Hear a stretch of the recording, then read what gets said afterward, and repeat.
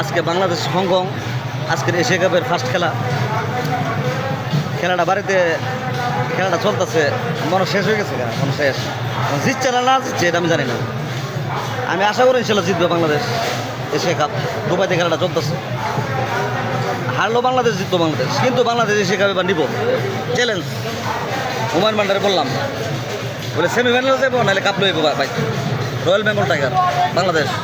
আজকের খেলা হংকংয়ের সাথে বাংলাদেশের first Asia cup, Dubai Sharjah, যেখানে আমি ছিলাম। স্যালুট বাংলাদেশে, সবাই সাপোর্ট করবেন, লাইক শেয়ার দেবেন। ইনশাআল্লাহ বাংলাদেশ জয় হবে, উইন বাংলাদেশ উইন। আমি জানি, কারণ আমার হিসাব আছে, হিসাব হলো মিলে মোরাগাবাদে ছিলাম, যে দেখলাম যে বাংলাদেশ জিতেছে। আপনার সাজদা দেখেন বাংলাদেশ জিতছে, হাইলাইটস দেখেন, উইন বাংলাদেশ উইন।